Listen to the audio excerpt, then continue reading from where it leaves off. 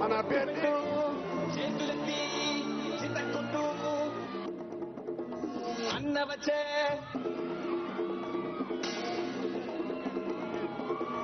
అన్న వచ్చే ఆశ వచ్చే మన అభ్యర్థి వచ్చే సత్తు వచ్చే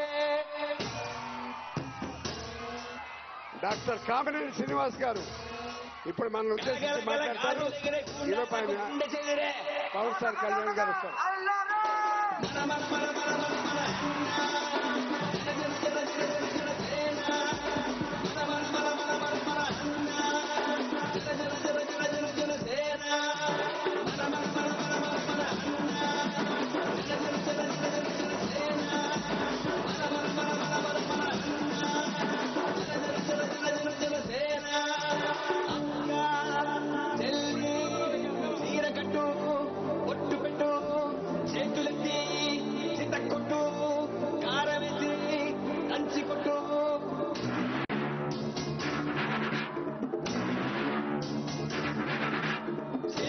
దీపమంటే చెల్లెమ్మరా ఆకలేస్తే అన్నమంటే అక్కోనురా అన్నమంటే ఆశ వచ్చే మల్లమ్మలు రుద్రమ్మలు ఐలమ్మలు మా అమ్మలు పోరంటే ఎదురొచ్చే తెలుగు వీర మహిళలు అన్నమంటే ఆశ వచ్చే అమ్మసాడు బిడ్డలంతా నిమ్మడంగా ఉండిపోదే కర్మంటూ పంటంతా చీకట్లో దారిపోదా అన్నమంటే మండవల్లి, కైకలూరు, కలిగిండి, ముదినేపల్లి మండలాల నుంచి వచ్చిన మా ఆడపడుచులకి, మా అన్నదమ్ములకి, జన సైనికులకి, పెద్దలకి అందరికీ నా కూటమి తరపు నుంచి, జనసేన తరపు నుంచి, వేదిక పైన ఉన్న నాయకుల తరపు నుంచి మీ అందరికీ హృదయపూర్వక నమస్కారం. మనకి కొల్లేరు, కైకలూరు, మన కొల్లేరు సరస్సు చిన్నప్పుడు తెలుగు పాఠాల్లో చదువుకున్నాం. అంటే అంత విశిష్టమైనది. అంటే కొంప కొల్లేరైందంటాం. ఏదైనా అంటే వెళ్ళిపోయింది, కొల్లేరులోకి వెళ్ళిపోయింది జీవితం అని. ఈరోజు కొల్లేరే ఇబ్బంది పడే పరిస్థితిలో ఉంది.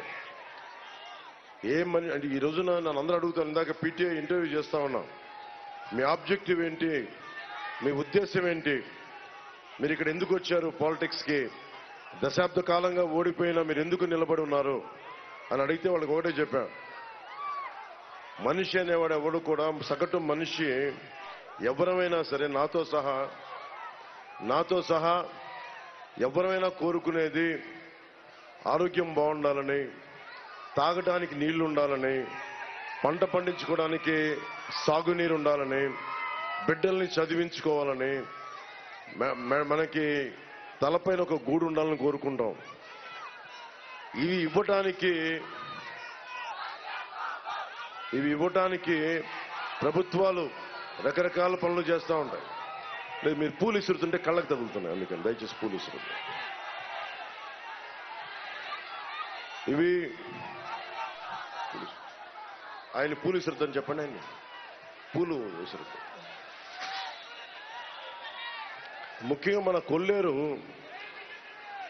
సమస్యలు ఉన్నాయి. మౌలికంగా మన కొల్లేరు కాంటూర్ సమస్య ఉంది, తాగునీటి సమస్య ఉంది, ఆక్వా రంగాన్ని 50 ఎకరాలు బెదిరించి ఎమ్మెల్యే కొడుకు తీసేసుకున్నాడు అలాంటి ఉన్నాయి. ఆక్వా రంగం ఖర్చులు పెరిగిపోయినాయి. ₹50 ఉండే కరెంటు ఖర్చులు ఈ రోజున ₹5 పైగా పట్టుకెళ్ళిపోయాడు. అలాగే డ్రైనేజ్ సమస్య ఉంది. వీటన్నిటికంటే ఇంతమంది యువతున్నారు, ఆడపడుచులున్నారు. అక్కడ కూర్చొని కులం కాని కులం కార్మికులం, భవన నిర్మాణ కార్మికులకి ప్రత్యేక కార్పొరేషన్ కావాలి అన్న కోరికకి అదే ఆ బోర్డు ఎందుకు వచ్చిందంటే క్లాస్ వార్ అని చెప్పే జగన్ వచ్చి రాగానే మీ భవన నిర్మాణ కార్మికులు, మన భవన నిర్మాణ కార్మికులు పొట్టనే కొట్టాడు. ఎవరైతే కష్టం చేస్తారో, ఎవరైతే ఇలాంటి కట్టడాలకి వాళ్ళ కళ్ళల్ని కరిగిస్తారో, ప్రతి కట్టడానికి 1% సెస్ కడతాం. ₹1,00,000 ఖర్చు అయితే ₹1,000 సెస్ కడతాం. ఆ సెస్ తీసుకెళ్లి మనం భవన నిర్మాణ సంక్షేమ నిధికి ఇస్తే అవి వాళ్ళు దోచేశారు. ఈరోజు నేను మీకు కూటమి ప్రభుత్వం రాగానే కీలకమైన మన భవిష్యత్తులోకి అవసరమని ముందు చెప్పి తర్వాత మన సమస్యల గురించి మాట్లాడతాం. రాగానే డిఎస్సి నోటిఫికేషన్ ని విడుదల చేస్తాం రాగానే. అలాగే ఫీజు రీఎంబర్స్మెంట్ జరిగేలా చూస్తాం. ప్రతి మహిళలకి 3 గ్యాస్ సిలిండర్లని ఉచితంగా అందజేసే బాధ్యత కూటమి ప్రభుత్వం తీసుకుంటుంది. ప్రతి రైతుకి ₹20,000 వచ్చేలా బాధ్యత వహిస్తాం. ఆ మాట ఇస్తున్నాం. అలాగే సిపిఎస్, ప్రభుత్వ ఉద్యోగులకి సిపిఎస్, దాని మీద చేసి దానికి ఆల్టర్నేటివ్ సిపిఎస్ కానీ లేదంటే దానికి ఆల్టర్నేటివ్ విధానం కానీ, రిటైర్మెంట్ సంతోషంగా ఇంటికి వెళ్ళాలి తప్ప భయంతో వెళ్ళకూడదు. అందుకని ప్రభుత్వ ఉద్యోగులకి గ్యారంటీ ఇస్తున్నాం. అలాగే నెలకి ప్రభుత్వ ఉద్యోగులందరికీ జీతాలు వచ్చేలాగా వారి టీఏలు, డిఏలు, సరెండర్ లీవ్స్ అందరికీ వచ్చేలాగా. అలాగే ముఖ్యంగా లా అండ్ ఆర్డర్, ఏ రాష్ట్రానికి ఏ నెలకైనా కావాల్సింది సాగునీరు, తాగునీరు, వైద్యం, ఉపాధి, విద్య. అలాగే అన్నిటికీ మించి లా అండ్ ఆర్డర్. మీరు ఎమ్మెల్యే కొడుకుకి ఎందుకు ఇంత భయపడుతున్నారు? మీరు ఎమ్మెల్యే దిగొచ్చాడా? ఎమ్మెల్యే కొడుకు దిగొచ్చాడా? ఎందుకు భయపడాలి? మనం ఎందుకు భయపడాలి? సొంతం ఇది మనకి కైకలూరు వాళ్ళ సొంతమా? ఈ నేలంతా వాళ్ళ సొంతమా? ఆంధ్రప్రదేశ్ జగన్ సొంతమా? ఎందుకు భయపడాలి మనం? నేను వస్తే ఇంతమంది యువత వచ్చారు రోడ్ల మీదకి. నేను అలయన్స్ మన నాయకులందరికీ చెప్పా, కైకలూరు సీటు పాపం కామినేని గారు వచ్చారు, మీరు పోటీ చేయండి కైకలూరుకి, నేను దగ్గరుండి ఎలక్షనీరింగ్ చేసి పెడతానంటే, నేను ఎక్కడ పోటీ చేయాలి పోటీ చేయకూడదన్న సమస్య కాదు సార్. పరిస్థితులను బట్టి ఆంధ్రప్రదేశ్ బాగున్న తర్వాత అప్పుడు చూద్దాం నా పోటీ గురించి. నా భయం అంతా ఏంటంటే సమాజం భయం గుప్పెట్లో ఉండిపోతా ఉంది. రైతు కూలీ కానీ కౌలు రైతు కష్టాల్లో ఉంటే 3,000 మంది కౌలు రైతులు చచ్చిపోతే నా తరపు నుంచి ప్రతి కౌలు రైతుకి ₹1,00,000 నేను పార్టీ పరం నుంచి నా నుంచి నేను ఇచ్చాను. రైతాంగానికి నేను ఇచ్చే కమిట్మెంట్ ఇది.